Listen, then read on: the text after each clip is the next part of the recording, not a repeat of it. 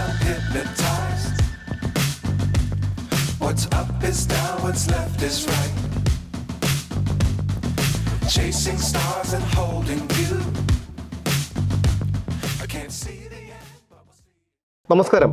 ഈ സെക്രട്ടേറിയറ്റിന് മുന്നിലെ സമരമുഖങ്ങളിലൊക്കെ ക്യാമറയുമായി ഒരു വ്യക്തിയെ കാണാറുണ്ട്. ഈ വ്യക്തിക്ക് ഒരു പ്രത്യേകതയുണ്ട്. കാരണം ഈ ഫോട്ടോഗ്രാഫി മേഖലകളിലൊക്കെ കൂടുതലും പുരുഷന്മാരുടെ ആധിപത്യമുള്ള ഒരു മേഖലയായിട്ടാണ് നമ്മൾ കരുതപ്പെടുന്നത്. പക്ഷേ അതിൽ നിന്ന് വ്യത്യസ്തമായി മറ്റൊരു വ്യക്തിയുണ്ട്. ആ വ്യക്തിയെ നമുക്കൊന്ന് പരിചയപ്പെടുത്താം. രാഹി ചേച്ചി.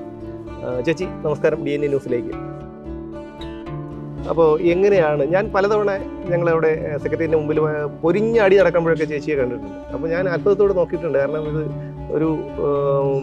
ഒരു ഫോട്ടോഗ്രാഫിയോടുള്ള ഒരു ഇഷ്ടം കൊണ്ടാണ് അങ്ങനെ നോക്കിയത്.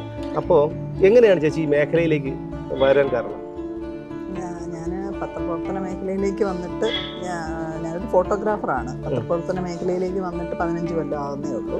പക്ഷെ അതിനും ഒരു 10-12 കൊല്ലങ്ങൾക്ക് മുമ്പ് ഞാനൊരു ഫ്രീലാൻസ് ഫോട്ടോഗ്രാഫറായിട്ട് തിരുവനന്തപുരത്തുണ്ടായിരുന്നു. ഒരുപാട് വർഷങ്ങളോളം ഫ്രീലാൻസ് ഫോട്ടോഗ്രാഫി ചെയ്തിട്ടാണ് എൻ്റെ ഇഷ്ടമേഖലയായ പത്രപ്രവർത്തന രംഗത്തേക്ക് വരുന്നത്. യഥാർത്ഥത്തിൽ എനിക്ക് പത്രപ്രവർത്തനം ആ ഒരു മേഖലയിൽ വരണമെന്ന് മാത്രമേ ഞാൻ ആഗ്രഹിച്ചിട്ടുള്ളൂ. ജീവിതത്തിൽ എന്താകണമെന്ന് ഒരു തോന്നലിൽ വന്നപ്പോൾ പത്രപ്രവർത്തനം തന്നെയാണ് ആഗ്രഹിച്ചത്. പക്ഷേ അത് ഫോട്ടോഗ്രാഫി മേഖലയിലാണ്. അത് എങ്ങനെയെന്ന് എനിക്ക് അറിഞ്ഞുകൂടാ. വളരെ ചെറുതിലേ മുതൽ എൻ്റെ മനസ്സിലുള്ള ഒരു ആഗ്രഹമാണ്. പക്ഷേ പത്രപ്രവർത്തന മേഖലയിൽ ഞാൻ എന്തെങ്കിലും ചെയ്തിട്ടുണ്ടോ എന്ന് വെച്ചാൽ അങ്ങനെ അധികമൊന്നും എനിക്ക് മെടുക്ക് കാണിക്കാൻ കഴിഞ്ഞിട്ടില്ല. അതിന് ഒരുപാട് കാരണങ്ങളുണ്ട്. കാരണം എൻ്റെ ഒരു വന്ന വഴികൾ ഒക്കെ ആലോചിച്ചാൽ കുറച്ച് മാറ്റങ്ങൾ, കുറച്ച് പ്രശ്നങ്ങളുണ്ടാകുന്ന ഒരു വഴിയാണ് ഞാൻ സഞ്ചരിച്ചത്. ചേച്ചി ഈ രംഗത്തേക്ക് കടന്നു വന്ന കാലഘട്ടത്തിലൊക്കെ ഒരു എതിർപ്പുണ്ടാകുന്ന, കാരണം നമ്മുടെ അന്നത്തെ ഒരു കുടുംബ വ്യവസ്ഥയല്ല ഇന്നുള്ള, അല്ലേ? അപ്പോൾ കുടുംബത്തിൽ നിന്നൊക്കെ എതിർപ്പുണ്ടായിരുന്നു? എതിർപ്പെന്ന് പറയും, ഞാൻ ശരിക്കും കല്യാണം കഴിഞ്ഞ ശേഷമാണ് ഞാൻ ഈ രംഗത്തേക്ക് വരുന്നത്.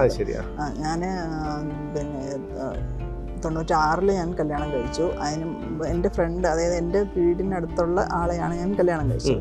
ഞങ്ങൾ രണ്ട് വർഷം ഒരുമിച്ച് നടക്കുകയും സുഹൃത്തുക്കളായി നടക്കുകയും ഒക്കെ ചെയ്തിട്ടാണ്. പ്രണയമായിരുന്നു. അങ്ങനെ ഞങ്ങൾ ഒരുമിച്ചായിരുന്നു. അത് കഴിഞ്ഞ ശേഷമാണ് കല്യാണം കഴിക്കുന്നത്. അപ്പോൾ ആ സമയത്ത് തന്നെ അദ്ദേഹം ഫോട്ടോഗ്രാഫർ. അതെ, ഫോട്ടോഗ്രാഫി പഠിച്ചിട്ടുണ്ട്. പുള്ളി എടുക്കാനൊന്നും ശ്രമിച്ചിട്ടില്ല. എടുത്തിട്ടുണ്ട്, പക്ഷെ നല്ല പടങ്ങളാണ്. പക്ഷെ അത് ഒരുപാട് കാലം കൊണ്ടുപോയില്ല. പുള്ളി ഒരു നടത്തിക്കൊണ്ട് പോയിരുന്ന ഒരാളാണ്. പിന്നെ യഥാർത്ഥത്തിൽ ഞങ്ങൾ ഇങ്ങനെ പ്രണയിച്ച് നടക്കുന്ന സമയത്ത് ഞാൻ പുള്ളിയോട് ഇങ്ങനെ പറയുമായിരുന്നു, എനിക്ക് ഫോട്ടോഗ്രാഫിയിലേക്ക് വരണം എന്നാണ് ആഗ്രഹം. അപ്പോൾ എൻ്റെ അടുത്ത് ചോദിച്ചിട്ടുണ്ട്.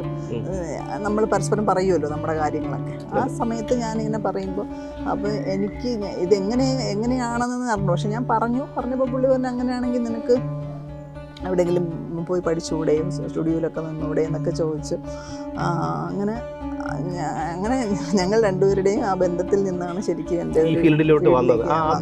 പണ്ട് മുതലേ ഈ ഫോട്ടോഗ്രാഫിയോട് ഇഷ്ടമുണ്ടായിരുന്നു. ഫോട്ടോഗ്രാഫിയോട് എനിക്ക് ഇഷ്ടമായിരുന്നു. മാത്രമല്ല, ഞാൻ പറഞ്ഞില്ലേ, പത്രപ്രവർത്തന രംഗമാണ് എനിക്കിഷ്ടമുള്ള മേഖല. അത് യഥാർത്ഥത്തിൽ അങ്ങനെ വന്നതിന് കാരണം നമ്മൾ ഈ ദൂരദർശൻ കാണുന്ന സമയമാണ്. പണ്ട് വീട്ടിൽ ദൂരദർശൻ തുടങ്ങിയ സമയത്ത് തന്നെ വീട്ടിൽ TV ഉണ്ട്. അപ്പം നമ്മൾ ഈ നാഷണൽ ചാനൽ കാണുമ്പോൾ അവിടെ ശരിക്കും പറഞ്ഞ ഫോട്ടോഗ്രാഫർമാരെ കാണുകയും പിന്നെ അങ്ങനെ അതിൽ നിന്നാണ് എനിക്ക് ഈ ഒരു ആഗ്രഹം ഉണ്ടാകുന്നത്. എങ്ങനെയാണ് ഇതിലേക്ക് എത്തിപ്പെടുക എന്നൊന്നും എനിക്കറിയില്ല. അങ്ങനെയാണ് ഞാൻ പ്രീ-ഡിഗ്രി പഠിക്കുമ്പോൾ പോലും എൻ്റെ മനസ്സിൽ ഇത് മാത്രം. ഞാൻ എൻ്റെ കൂട്ടുകാരിങ്ങനെ നമ്മളെ ചോദിക്കുമല്ലോ, നിനക്ക് എന്താണ് ആഗ്രഹം. അപ്പം ഞാനിങ്ങനെ പറയും. പക്ഷെ അവർ എന്നെ എഴുതി തന്നിട്ടുണ്ടായിരുന്നു. ഞാൻ ഒരു ഫോട്ടോഗ്രാഫിലൊക്കെ ഞാൻ എഴുതിയിട്ടുണ്ട്, ടു ബിക്കം എ ഫോട്ടോഗ്രാഫർ എന്ന് എഴുതിയിട്ടുണ്ട്. അപ്പം അവര് അന്ന് ഇങ്ങനെ ആഗ്രഹമുണ്ട് എന്നേ ഉള്ളൂ. എങ്ങനെ ഇവിടെ എത്തിച്ചേരും എന്നുള്ളൊരു വഴി അറിയില്ല. അങ്ങനെ ഇരിക്കുമ്പോൾ ഞങ്ങൾ രണ്ടുപേരും പരിചയപ്പെടുക എന്നല്ല, നമ്മൾ അടുത്ത വീടുകളിലായിരുന്നു. നമ്മൾ രണ്ടുപേരും ഒരുമിച്ച് നടക്കാൻ തുടങ്ങി. അതിൽ നിന്നാണ് ശരിക്കും പറഞ്ഞാൽ എനിക്ക് ഒരു പ്രോത്സാഹനം. പുള്ളി തന്നെയാണ് അതിനെ. എങ്ങനെയായിരുന്നു ഈ ഒരു മേഖലയിലേക്ക് ആദ്യമായിട്ട് വരുമ്പോൾ ഉള്ള ഒരു സമീപനം? ആൾക്കാരുടെ കല്യാണ വർക്കുകളാണ്. എങ്ങനെയായിരുന്നു ഒരു സമീപനം? ഞാൻ ആദ്യം, അതായത് 96 പിന്നെ ശ്രമിക്ക് വിദ്യാപീഠ് എന്ന് പറഞ്ഞൊരു സ്ഥാപനം ഉണ്ടായിരുന്നു. സെൻട്രൽ ഹ്യൂമൻ റിസോഴ്സിൻ്റെ ആയിരുന്നു. കേരള യൂണിവേഴ്സിറ്റി സർട്ടിഫിക്കറ്റ് ഉള്ളൊരു സ്ഥാപനമായിരുന്നു. അപ്പം അപ്പം പുള്ളി തന്നെയാണ് അത് പറഞ്ഞു തന്നത്. കല്യാണത്തിന് ശേഷം അവിടെ പോയി അവിടെ ഒരു കോഴ്സ് ഉണ്ടായിരുന്നു, അവിടെ ഫോട്ടോഗ്രാഫിയുടെ കോഴ്സ്. അപ്പം ഞങ്ങൾ അത് പോകുന്നത് തന്നെ ഒരു പ്രത്യേകതയായിരുന്നു. കാരണം എൻ്റെ അടുത്ത് ആദ്യം പറഞ്ഞു നീ സ്റ്റുഡിയോയിൽ നിൽക്കുക. അങ്ങനെയാണല്ലോ പണ്ടെല്ലാവരും ഫോട്ടോഗ്രാഫി പഠിക്കുന്നത്. പഠിപ്പിക്കാൻ സ്ഥാപനങ്ങളൊന്നും ഇല്ലല്ലോ. അപ്പം എല്ലാവരും സ്റ്റുഡിയോയിൽ നിന്ന് ഫോട്ടോഗ്രാഫി പഠിക്കുന്നു. അപ്പം എന്നോട് പറഞ്ഞു നീ സ്റ്റുഡിയോയിൽ നിൽക്കാൻ നോക്ക്, എവിടെയെങ്കിലും പോയൊക്കെ അന്വേഷിക്കാമെന്ന് പറഞ്ഞു. അങ്ങനെ ഞാൻ സ്റ്റുഡിയോയിലൊക്കെ പോയി അന്വേഷിച്ചിട്ട് ആരും പെൺകുട്ടിയാണല്ലോ ഒന്നും പ്രായമൊന്നും അധികമില്ല, 20 വയസ്സിന് താഴെയുള്ളൂ, തയ്യാറായില്ല.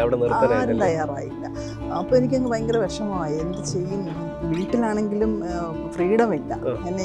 നമ്മളെ അങ്ങനെ അധികം പുറത്തൊന്നും വിടാതെ വളർത്തിയ ഒരു ഫാമിലിയാണ്. അപ്പം അങ്ങനെ കൂടുതൽ അങ്ങോട്ട് ആലോചിക്കാനും കഴിയില്ല. സത്യത്തിൽ അതിന് ശേഷമാണ് കല്യാണം കഴിക്കുന്നത്. അപ്പോഴാണ് പുള്ളി ഇങ്ങനെ ഒരു സ്ഥാപനത്തിൻ്റെ കാര്യം പറയും. അപ്പോൾ അവിടെ ചെന്ന് ഞാൻ ചോദിക്കുമ്പോൾ അവർ പറഞ്ഞു അവർ പെൺകുട്ടികളെ എടുക്കില്ല. സെൻട്രൽ ഹ്യൂമൻ റിസോഴ്സിൻ്റെ ഒരു സ്ഥാപനമാണ്, പക്ഷേ പെൺകുട്ടികളെ അവർ എടുക്കില്ല. എന്നിട്ട് ഞാൻ ഒരുപാട് ഇങ്ങനെ പറഞ്ഞപ്പോഴേക്കും അവർ പറഞ്ഞ ഒരു കാര്യം ചെയ്യും, ഒരു പെൺകുട്ടി, കാരണം അവർ പറഞ്ഞത് ഡാർക്ക് റൂം ഉണ്ടല്ലോ, ഡാർക്ക് റൂം, ഡാർക്ക് റൂം ഉള്ളത് കൊണ്ടാണ് പെൺകുട്ടികളെ എടുക്കാത്തതെന്നാണ് പറയുന്നത്. അപ്പോൾ എൻ്റെ അടുത്ത് പറഞ്ഞു നിങ്ങൾ ഒരു കാര്യം ചെയ്യും, കുട്ടി ഒരു ആളെയും കൂടെ വിളിച്ചുകൊണ്ട് വന്നാൽ നമുക്ക് തരാമെന്ന് പറഞ്ഞു. അങ്ങനെ ഞാൻ ആലോചിച്ച് തിരിച്ച് ഇനി ആരെ ഞാൻ കണ്ടുപിടിക്കും, ഇനി ഒരു പെൺകുട്ടിയെ ഞാൻ കണ്ടുപിടിക്കണമെങ്കിൽ പത്രത്തിൽ പരസ്യം കൊടുക്കണ്ടേ എന്നൊക്കെ ഇങ്ങനെ ആലോചിച്ച് ഇങ്ങനെ പുളിമൂടാണ് ഈ സ്ഥാപനം. പുളിമൂട് വഴി ഇങ്ങനെ തിരിച്ച് നടന്നിങ്ങനെ ആലോചിച്ച് നടന്ന് വരുമ്പോഴേക്കും എൻ്റെ ഫ്രണ്ട് ഓപ്പോസിറ്റ് വരും. എൻ്റെ വളരെ അടുത്ത ഫ്രണ്ട്, ഏറ്റവും അടുത്ത ഫ്രണ്ട്. അപ്പം ആള് ഞാൻ ചോദിച്ചു നീ ഇങ്ങോട്ട് പോകുന്നു ചോദിച്ചു. ഞാൻ ഇങ്ങനെ അവിടെ പോവാണ്, അവിടെ ഒരു കോഴ്സ് ഉണ്ട് ഫോട്ടോഗ്രാഫിയുടെ. അപ്പം എന്നാ പിന്നെ ഞങ്ങൾ രണ്ടുപേരും കൂടി അങ്ങോട്ട് പോയി. ഞാൻ അന്ന് അത് അതിശയം എനിക്ക്. കാര്യം ഞാൻ ആ സ്ഥാപനത്തിൽ നിന്ന് നടന്ന് പുളിമൂട് ജംഗ്ഷനിൽ എത്തുമ്പോഴാണ് ഇവിടെ ഓപ്പോസിറ്റ് വരുന്നത്. അപ്പോൾ അവൾ അങ്ങോട്ട് അങ്ങനെ എന്തായാലും അതൊരു അതിശയം പോലെ എനിക്ക് സംഭവിച്ചു. എന്തായാലും ഞങ്ങൾ രണ്ടുപേരും കൂടി തന്നെ അത് പഠിച്ചു. അത് കഴിഞ്ഞ ഉടനെ തന്നെ ഞാൻ പടം എടുക്കാൻ തുടങ്ങി. എന്നിട്ട് ഞാൻ നമ്മുടെ KB വത്സലകുമാരി മാഡത്തിനെ പോയിട്ടുണ്ട്. അന്ന് വനിതാ കമ്മീഷനിലെ ചെയർപേഴ്സൺ അല്ല, സെക്രട്ടറി ആയിരുന്നു.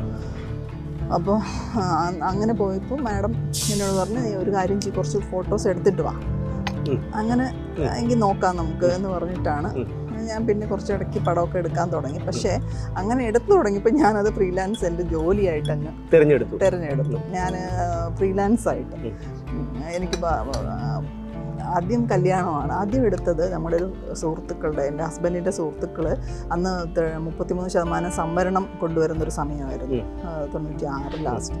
അപ്പോൾ ആ സമയത്ത് പിന്നെ ഇവർ ഒരു ചർച്ച സംഘടിപ്പിച്ചു. അങ്ങനെ അതിൻ്റെ ആ ഒരു പടമാണ് ഞാൻ ആദ്യം എടുത്തത്. ശരിക്കും അത് ഫിലിമിലായതുകൊണ്ട് അത് മാത്രമേ ഇപ്പം എൻ്റെ കയ്യിലുണ്ട്, അതിൻ്റെ ഒരു പ്രിന്റ് മാത്രമേ കയ്യിലുണ്ട്. അങ്ങനെ ഒരു പടം അതാണ് ഞാൻ ആദ്യം എടുത്തത്. അതിനുശേഷം അതിന് നല്ല അഭിപ്രായമാണ് ഉണ്ടായിരുന്നത് അതിനുശേഷം ആണ് കല്യാണം എടുത്തത്. അതെ. അപ്പൊ ഈ വിവാഹം ഒക്കെ ഒരുപാട് ആൾക്കാർ സംബന്ധിക്കുന്ന ഒരു ചടങ്ങാണ്. അപ്പൊ സാധാരണ ഒരു പെൺകുട്ടി അന്നത്തെ കാലത്ത് ഒരു ഇതിലോട്ട് വരുമ്പോ എങ്ങനെയായിരുന്നു ആൾക്കാരുടെ? അത് തരാൻ തന്നെ ഒരു മനസ്സ് വേണം. അതെ, അതാണ് ഏറ്റവും വലിയ. ആദ്യമായിട്ടൊരു പെൺകുട്ടി ഫോട്ടോ എടുക്കാൻ അങ്ങോട്ട് ആവശ്യപ്പെട്ട് എൻ്റെ കസിൻ്റെ സുഹൃത്തിന്റെ കല്യാണമായിരുന്നു. അപ്പൊ അതൊരു അവര് ബ്രാഹ്മിൺ ജാതിയിലാണ്. അപ്പോൾ അവർക്ക് എന്താ വെച്ചാൽ പിന്നെ ഒരുപാട് ചടങ്ങുണ്ടല്ലോ, ഒരുപാട് ചടങ്ങുണ്ട്. ഇത് എനിക്ക് അറിയേയില്ല വാസ്തവത്തിൽ. അപ്പോൾ ഞാൻ എന്നിട്ട് ഇവർ പറയുമ്പോൾ ഞാൻ എന്നാലും എന്തോ ഒരു ധൈര്യത്തിലാണ് ചെന്ന് ചോദിക്കുന്നത്. അപ്പോൾ അവർ സമ്മതിക്കുകയും ചെയ്തു. അങ്ങനെ ഞാൻ അത് യഥാർത്ഥത്തിൽ 3 ദിവസം നീണ്ടൊരു കല്യാണം ആദ്യമായിട്ട് എടുത്തത് അതാണ്. പക്ഷെ എനിക്കത് നന്നായിട്ട് ചെയ്തു കൊടുക്കാൻ പറ്റി, അതിന് നല്ല അഭിപ്രായം കിട്ടുകയും ചെയ്തു. പക്ഷെ പിന്നീട് ഞാൻ ഈ പറഞ്ഞ പോലെ വീണ്ടും അങ്ങോട്ട് ആവശ്യപ്പെട്ട് പിന്നെ ആൾക്കാർ ഇങ്ങോട്ട് വിളിച്ചു തുടങ്ങി. അങ്ങനെ ഞാൻ കല്യാണമാണ് പിന്നെ അങ്ങോട്ട്. എത്ര കല്യാണം എടുത്താണ്? അല്ല, അങ്ങനെ ഒരുപാട് പറയാനുണ്ട്. എനിക്കിപ്പോൾ എണ്ണ ഒന്നും ഓർമ്മയില്ല. വാസ്തവത്തിൽ എനിക്ക് ഇതൊന്നും ഓർമ്മയില്ല.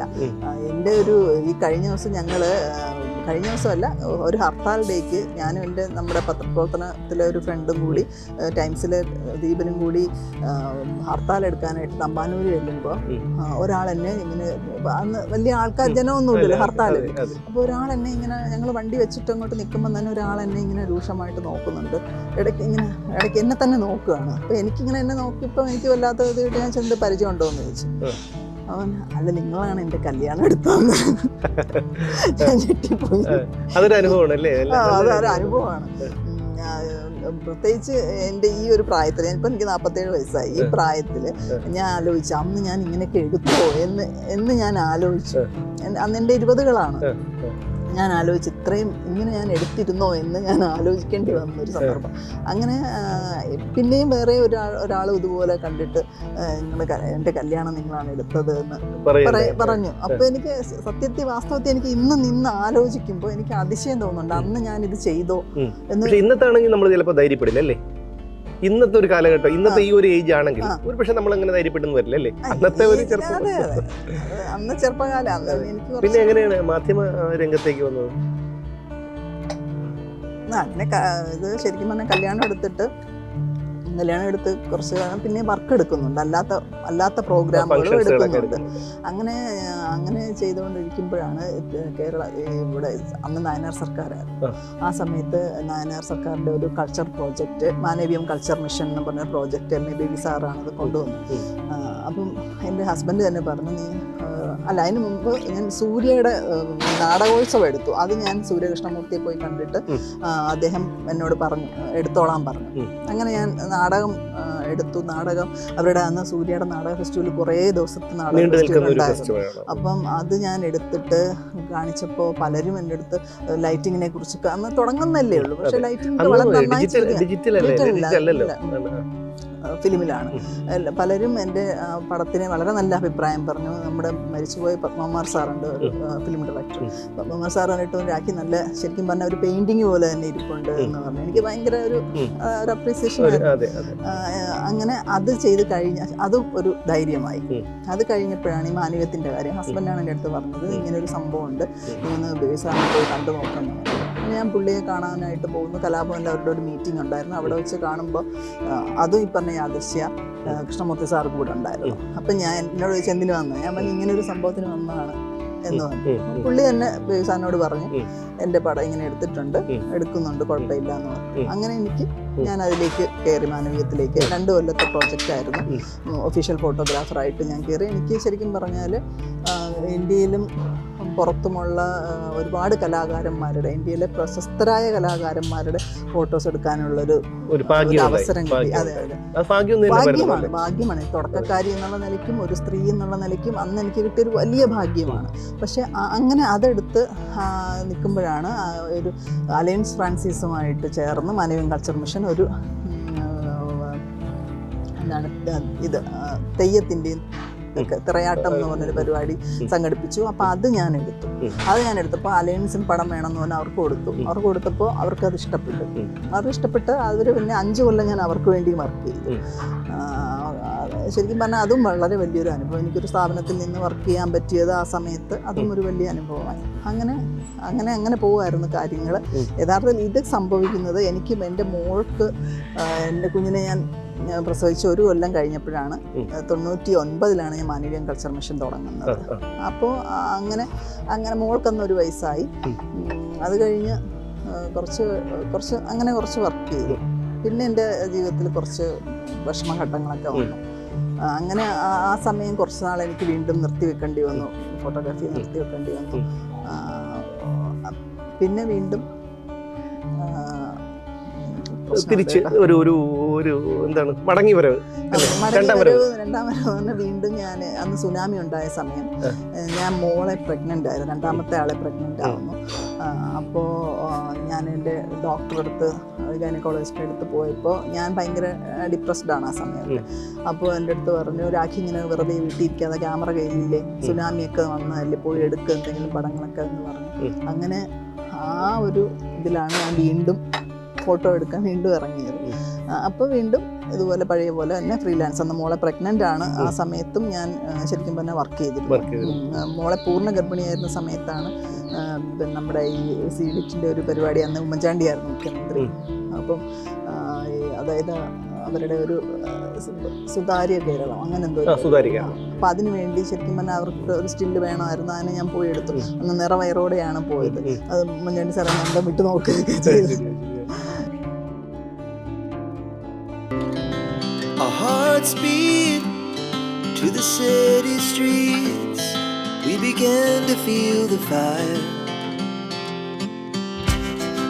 We rise like tall buildings as the chemicals they take us higher. The night's young and it's just begun as she puts her hand in mine. We wanna chase the night.